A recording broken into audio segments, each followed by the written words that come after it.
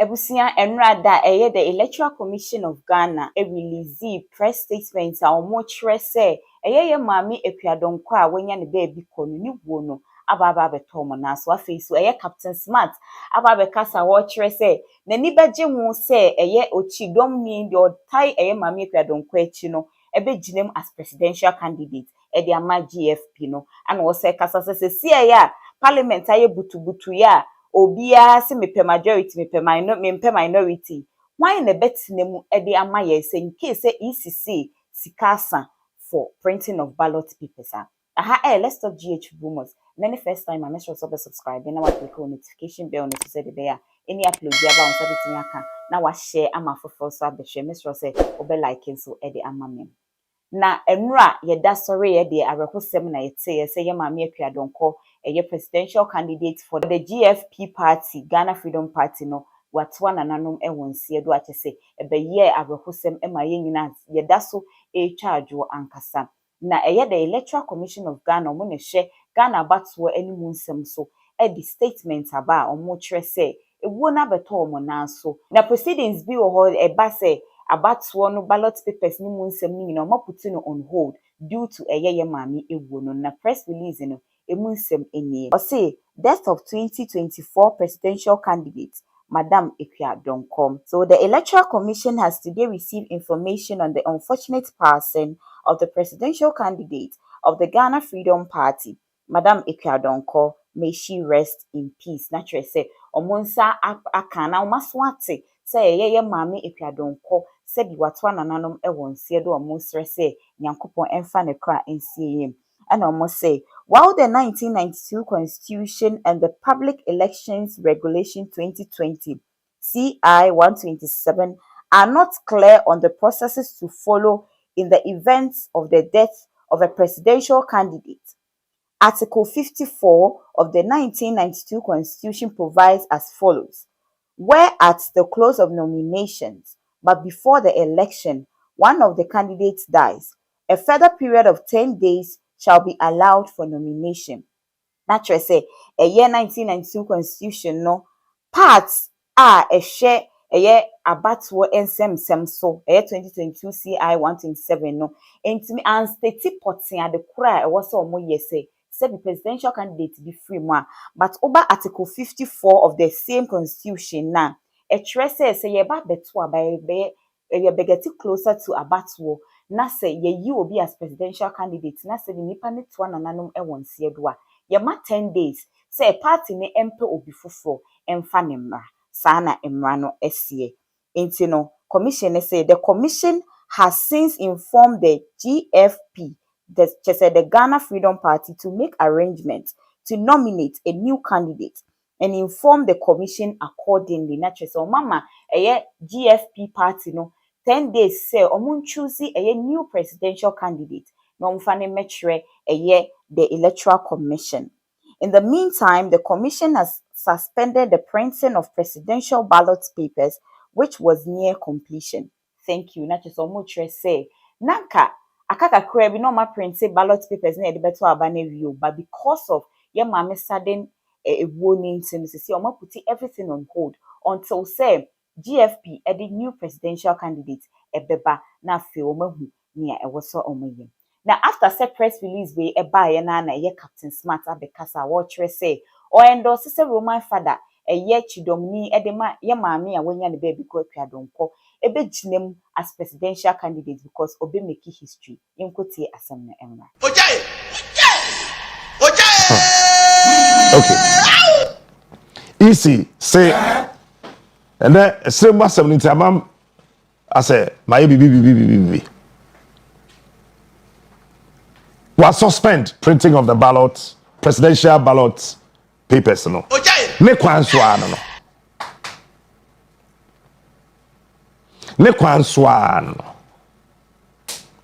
said ya be ya over 10 days I say Ghana Freedom Party for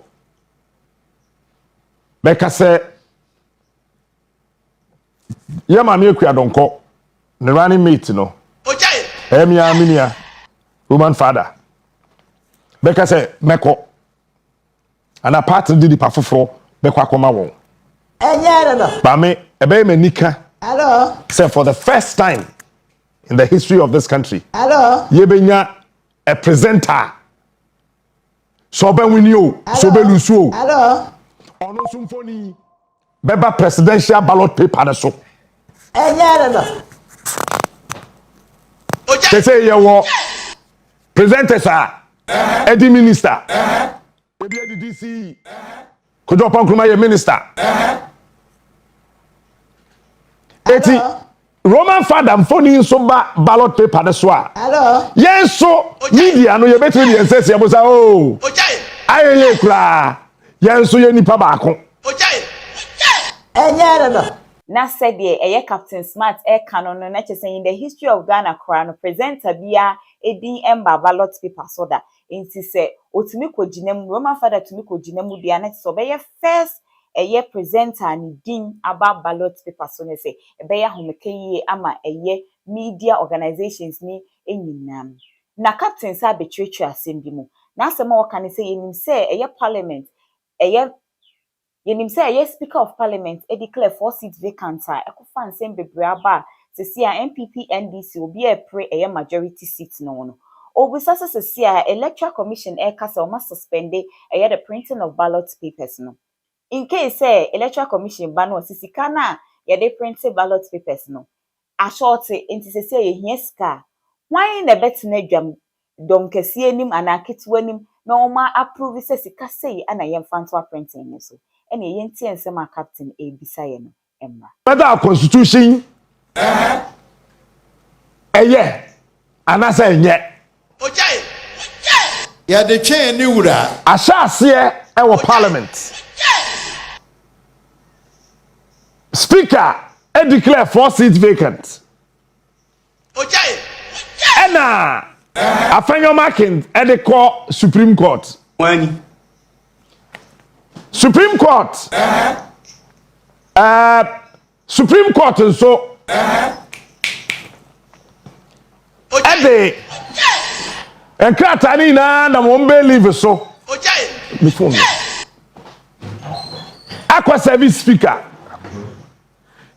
so say when Supreme Court so betime de nsama enkrata na sama wo wadi awie e de abrame se me PM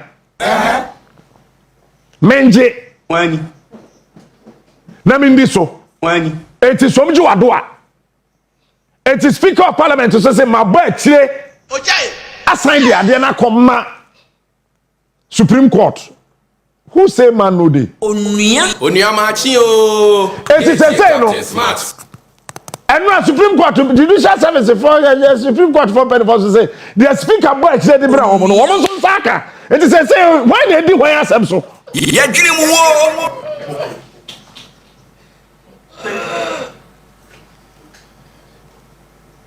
bad be na maye hu said the speaker onuya so whoever becomes the next speaker dwene mine ho ya dwene mu wo dwene o mine ho onuya eti bad be wa ba tire o si chief justice somji wadoa onuya eti say no let say bad be on the Supreme Court nhehye no so eti say I say isi kokatra ban say ohia sika printed ballot papers na say koba say executive instrument ni ntimi ma ye nyi sika emfa ma om putupru na esese ekoga na mbrahye bedwam na woma approve ansa isi enya sika hwan na bekwa kwatena majority side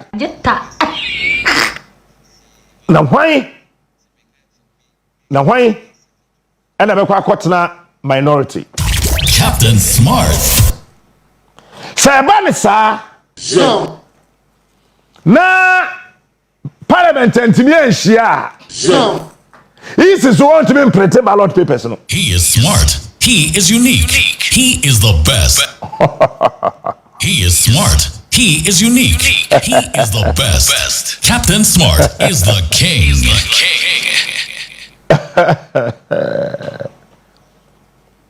Eba de sa easy. It's a daybreak. Also, Jemensa, what you go in personal money?